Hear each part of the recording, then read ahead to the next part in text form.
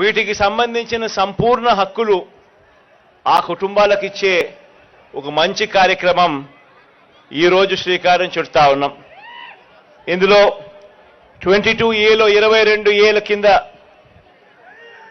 పూర్తి హక్కులు లేక రిజిస్ట్రేషన్ చేయడానికి ఇబ్బంది పడే పరిస్థితిలో ఉన్న దాదాపుగా 21,000 మంది మొత్తం విజయవాడ సెంట్రల్, వెస్ట్, ఈస్ట్ అన్ని చోట్లకు సంబంధించి 16 కాలనీలకు సంబంధించి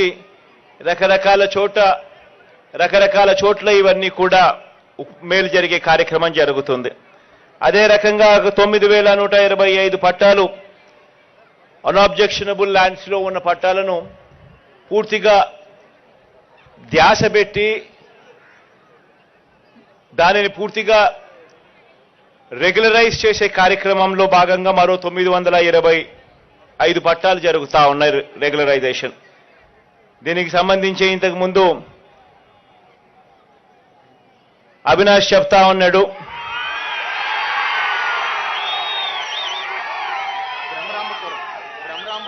బ్రహ్మరాంబపురంలో ఏ మాదిరిగా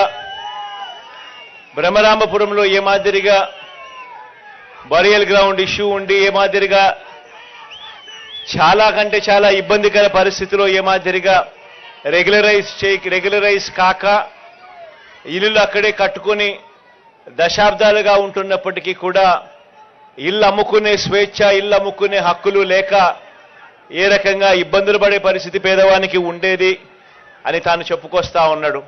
అవన్నీ కూడా ఈరోజు సొల్యూషన్స్ చూపుతూ ఈరోజు అటువంటివన్నిటినీ కూడా రెగ్యులరైజ్ చేసే కార్యక్రమాలు జరుగుతూ ఉన్నాయి.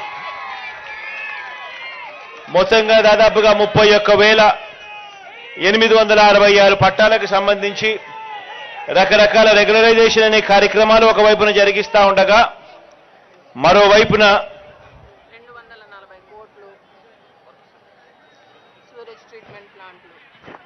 239 కోట్లకు సంబంధించిన రకరకాల ఏరియాస్లో సీవేజ్ ట్రీట్మెంట్ ప్లాంట్కి సంబంధించిన ఫౌండేషన్ స్టోన్ కూడా ఈరోజు వేయడం జరిగింది.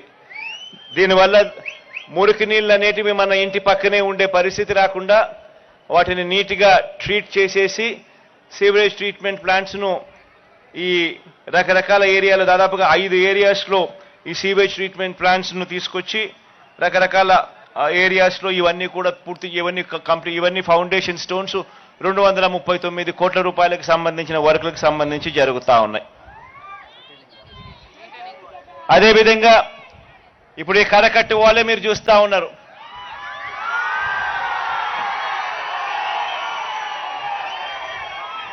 ఇటువైపున అటువైపున ఈ 2 కరకట్టు గోడలు కూడా దాదాపుగా 500 కోట్ల రూపాయలతో ఈ కరకట్టు గోడను కట్టడమే కాకుండా ఇక్కడ కరకట్టు గోడ మీద కృష్ణలంక ప్రాంతం ఎప్పుడూ కూడా మునిగిపోతా ఉన్న పరిస్థితులే. ఎప్పుడు వరదలు వచ్చినా కూడా ఇక్కడికి ప్రతి సంవత్సరం వరద వచ్చినప్పుడు ఇక్కడికి వచ్చి 4 మాటలు చెప్పే కార్యక్రమమే కానీ ఖచ్చితంగా ఈ ఏరియాకు ఈ గోడ కడితే ఇటువంటి పరిస్థితి రాదు, ఈ గోడ కట్టాలి అన్న ఆలోచన చేసిన పుణ్యం ఏ ఒక్కరూ చేయలేదు. అది ఒక్క మీ బిడ్డ ప్రభుత్వంలోనే జరుగుతా ఉందని చెప్పడానికి సంతోషపడతా ఉన్నా.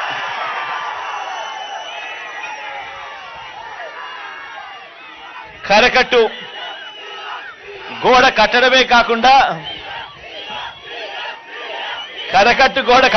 కాకుండా ఇక్కడ మన కృష్ణలంక ప్రాంతంలో ఉన్న మన అక్క చెల్లెమ్మలు, మన పిల్లలు, మన అవ్వలు, మన తాతలు అందరూ కూడా ఆహ్లాదకరంగా సాయంత్రం పూట అలా పార్క్ లో నడుచుకొని పోయేట్టుగా ఇదంతా కూడా ఒక సుందరీకరణ చేస్తూ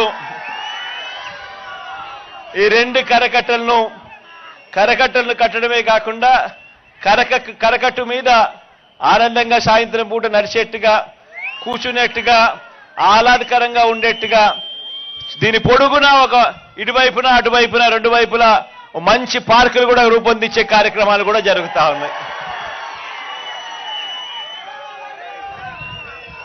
ఇదే విజయవాడలో ఎప్పుడూ జరగని విధంగా మీ బిడ్డ ప్రభుత్వంలో ఈ 5 సంవత్సరాల కాలంలో ఎప్పుడూ జరగని విధంగా, ఎప్పుడూ చూడని విధంగా దాదాపుగా 400 కోట్ల పైసలకు ఖర్చు పెట్టి అంబేద్కర్ పార్కును కూడా మీ అందరి కళ్ళ ఎదుటనే ప్రారంభించడము, ఫౌండేషన్ స్టోన్ వేయడము, ప్రారంభించడము రెండూ కూడా జరిగిన ఘటనలు కూడా చూశారు.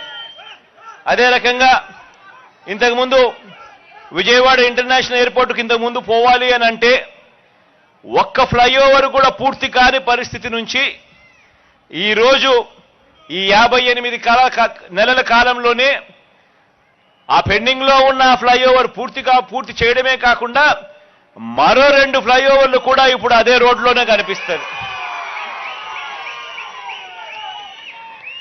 కనకదుర్గమ్మ ఫ్లైఓవర్ కనకదుర్గమ్మ ఫ్లైఓవర్ కూడా కలుపుకుంటే ఇంకొక ఫ్లైఓవర్.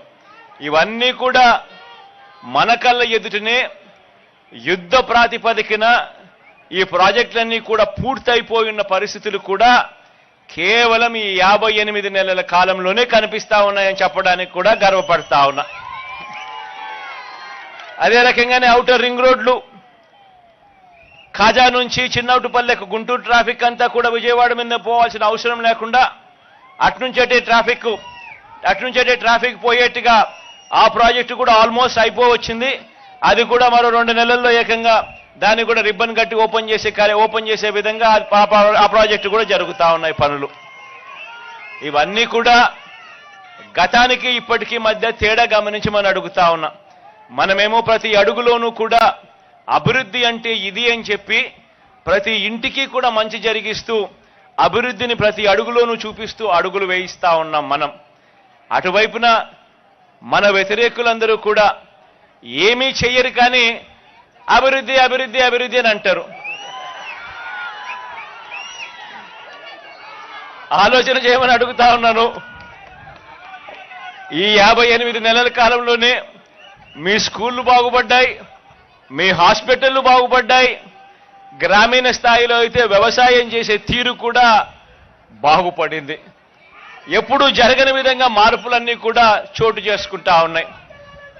ఎప్పుడూ చూడని విధంగా వాలంటీర్ల వ్యవస్థ, సచివాలయం వ్యవస్థ మన ఇంటికి వచ్చి మన ఇంట్లో ఉన్న ప్రతి అక్క చెల్లెమ్మను, ప్రతి అవ్వాతాతను, ప్రతి అన్నా తమ్ముడిని కూడా ఆప్యాయంగా ఒక చెల్లెమ్మలా, ఒక తమ్ముడిలా పలకరిస్తూ మంచి చేసే కార్యక్రమం ఏ ఒక్క రూపాయి కూడా లంచం లేకుండా, వివక్ష లేకుండా జరిగిస్తా ఉన్న పరిస్థితులు కూడా కేవలం ఈ 58 నెలల కాలంలోనే మాత్రమే జరుగుతా ఉన్నాయన్నది కూడా గమనించమని కోరుతా ఉన్నా. వీటి అన్నిటి వల్ల మీ అందరికీ మంచి జరగాలని చెప్పి మనసారా కూడా కోరుకుంటూ ఇక కాస్త నేనేదో 2-3 పట్టాలు నేను ఇచ్చే కార్యక్రమాలు నేను చేస్తాను. ఆ తర్వాత మీ ఏరియాలకు వచ్చి మీ ఏరియాలలో ఎవరెవరైతే పట్టాలు ఇవ్వాలనో, శ్రీను ఒక ఏరియాలోకి, అవినాష్ తన ఏరియాలోకి, ఆసిఫ్ బాయ్ తన ఏరియాలోకి అందరూ కూడా అక్కడికి వచ్చేసి ఆయా సచివాలయ పరిధిలో అక్కడనే డిస్ట్రిబ్యూట్ చేసే కార్యక్రమాలు కూడా వాళ్ళ దగ్గరుండి చేస్తారు. అందరికీ కూడా మంచి జరగాలని మరోసారి దేవుని దయ, మీ అందరి చల్లని దీవెనలు ఎల్లకాలం ఉండాలని ప్రార్థిస్తూ సెలవు తీసుకుంటా ఉన్నాను. గౌరవ రాష్ట్ర ముఖ్యమంత్రి వర్యులకు హృదయపూర్వక ధన్యవాదాలు. ఇప్పుడు ప్లీజ్ సబ్స్క్రైబ్ డాట్ న్యూస్.